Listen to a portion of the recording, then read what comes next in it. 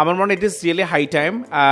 একটা বড় ইস্যু হচ্ছে আমাদের দেশের এডুকেশন কন্ডিশন যদি বলি, আমাদের স্টুডেন্টদের মধ্যে এখন হচ্ছে যে শর্টকাট কিভাবে শেষ করা যায় এটা খুব বেশি, এত বেশি মানে ওদেরকে তাদের পড়াশোনা থেকে আসলে আলাদা করার জন্য এত টুলস টেকনিক্স আমাদের কাছে, এত রিলস দেখার সুযোগ, আসলে সেখান থেকে আসলে স্টুডেন্টরা মানে পড়াশোনা করে আসলে ডেভেলপ করা এটা একটা বড় চ্যালেঞ্জ হয়ে গেছে।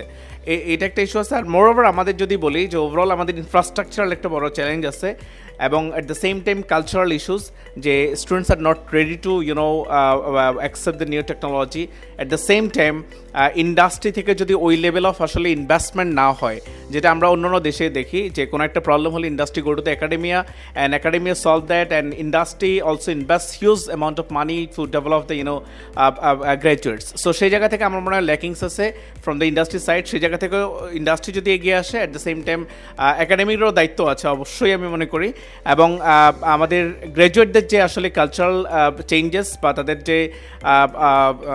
যে ইনফ্রাস্ট্রাকচারাল ইস্যুসগুলো দরকার আসলে ইউনিভার্সিটিগুলোতে। যেমন আমি যদি বলি আমাদের দেশে, আমি একটা ডিপার্টমেন্টকে লিড করি, আমি বিজনেস অ্যানালাইটিক্সের জন্য টিচার খুঁজছি, বাট বিজনেস অ্যানালাইটিক্সের জন্য অ্যাডভার্টাইজমেন্ট করেও আমি একজনকে পাইনি। কেন আসে না কেন? কারণ যারা বিজনেস অ্যানালিটিক্স নিয়ে পড়ছে বা ডেটা সায়েন্স নিয়ে পড়ছে তারা বাংলাদেশে কেন আসবে? কারণ ইউনিভার্সিটিগুলো আমাকে যেই পেমেন্ট করছে সেই পেমেন্ট থেকে অনেক বেশি পেমেন্ট সে হচ্ছে কর্পোরেট অথবা হচ্ছে বাইরে থাকতে পাচ্ছে।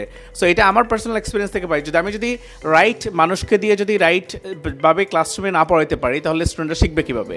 অ্যাট দ্য সেম টাইম ইউনিভার্সিটিগুলো অনেক বেশি আসলে ইনভেস্ট করা উচিত ইনফ্রাস্ট্রাকচার ডেভেলপমেন্টের উপর, ফ্যাসিলিটি ডেভেলপমেন্ট করার জন্য, যাতে করে, এবং এই জায়গাটায় আমার কাছে মনে হয় যদি কর্পোরেট যদি এগিয়ে আসে তাহলে এই স্কোপটা আসলে বাড়বে। অ্যাট দ্য সেম টাইম আমরা কীভাবে আসলে আমাদের ব্রেন ড্রেনটাকে আসলে অফ করাইতে পারি, এবং রাইট মানুষদেরকে যদি আমরা ডিজিটাল এডুকেশনের জন্য যেই ক্যাপাসিটির মানুষগুলো দরকার তাদেরকে যেই পেমেন্ট স্ট্রাকচার সেটা যদি চেঞ্জ না করা যায় তাহলে আসলে এই গ্যাপটা আসলে অনেক দূর থাকবে। সো আমার মনে হয় এই জায়গাটায় বোথ ইন্ডাস্ট্রি একাডেমিয়া থেকে আসলে জয়েন্টলি যদি কাজ করা যায় তাহলে মিটিগেট করা সম্ভব। Thank you so much.